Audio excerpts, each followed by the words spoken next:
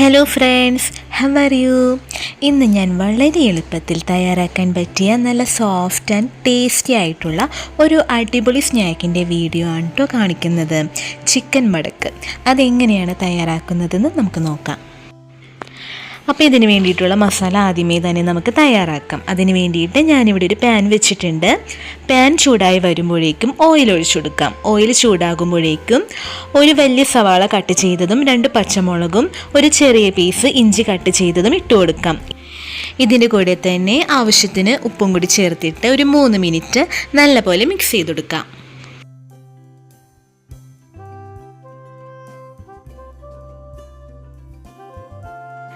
അപ്പോൾ ഒരു 3 മിനിറ്റ് ആയിട്ടുണ്ട്. ഇനി നമുക്കൊരു വലിയ ക്യാരറ്റ് ഞാൻ ഇതുപോലെ ഗ്രേറ്റ് ചെയ്തെടുത്തിട്ടുണ്ട്.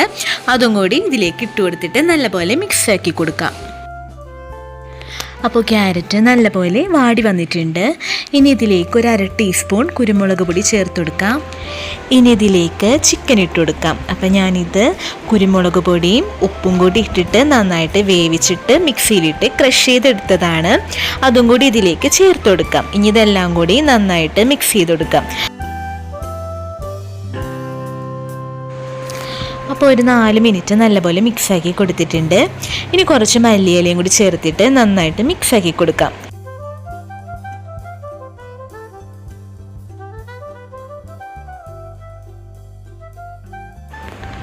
അപ്പോൾ ചിക്കൻ മടക്കിനുള്ള ഫില്ലിംഗ് ഇവിടെ റെഡി ആയിട്ടുണ്ട്. ഇനി പാൻ കേക്കിന് വേണ്ടിയിട്ടുള്ള ബാറ്റർ തയ്യാറാക്കാം. അതിന് വേണ്ടിയിട്ട് ഒരു മിക്സിയുടെ ജാർ എടുത്തിട്ടുണ്ട്. ഇതിലേക്ക് 1 കപ്പ് മൈദയും 4 മുട്ടയും 1/4 കപ്പ് വെള്ളവും കുറച്ച് ഉപ്പും കൂടി ചേർത്തിട്ട് നല്ലപോലെ ബ്ലെൻഡ് ചെയ്തെടുക്കാം.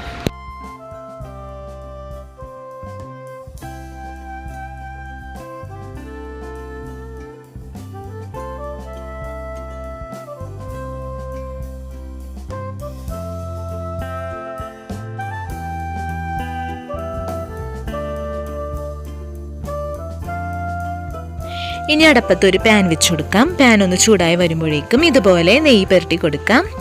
ഇനി പാൻ കേക്കിന് കുറച്ച് ബാറ്റർ ഒഴിച്ചു കൊടുക്കാം കേട്ടോ.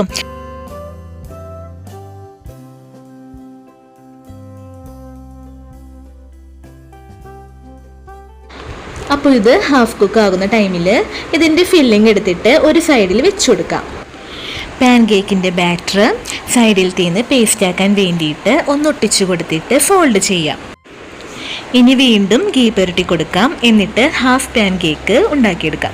എന്നിട്ട് ഫില്ലിങ്സ് അതിൻ്റെ മീതയിൽ വെച്ച് കൊടുക്കാം. എന്നിട്ട് പാൻ കേക്കിൻ്റെ ബാറ്റർ ഒഴിച്ചു കൊടുത്തിട്ട് വീണ്ടും ഫോൾഡ് ചെയ്യാം. വീണ്ടും സെയിം പ്രോസസ്സ് തന്നെയാണ് നമ്മൾ ചെയ്ത് കൊടുക്കുന്നത്.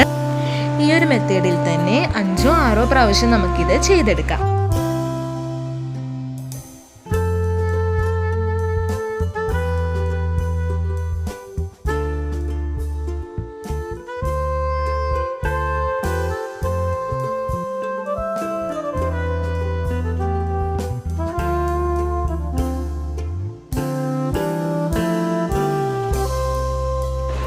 നല്ല ഈസിയാണ് ഇത് ചെയ്തെടുക്കാൻ. നല്ല ടേസ്റ്റുമാണ്, നല്ല യമ്മിയാണ്, നല്ല സോഫ്റ്റുമാണ്. വായിലിട്ടാൽ അലിഞ്ഞു പോകുമെന്നൊക്കെ പറയില്ലേ, ആ ഒരു രീതിയാണ് ഇത് കഴിക്കുമ്പോൾ നമുക്ക് കിട്ടണത്. അപ്പോൾ ഇതെല്ലാവരും ട്രൈ ചെയ്തിട്ട് എൻ്റെ ഫീഡ്ബാക്ക് അറിയിക്കണം. അതിൻ്റെ കൂടെ തന്നെ നമ്മുടെ ചാനൽ ഇതുവരെ സബ്സ്ക്രൈബ് ചെയ്യാത്തവരുണ്ടെങ്കിൽ സബ്സ്ക്രൈബ് ചെയ്ത് നമ്മളെ സപ്പോർട്ട് ചെയ്യണം. അതിൻ്റെ കൂടെ ലൈക്കും കമൻറ്റും ഷെയറും ചെയ്യണം കേട്ടോ. അപ്പോൾ അടുത്ത വീഡിയോ ആയിട്ട് വരാം. Thank you.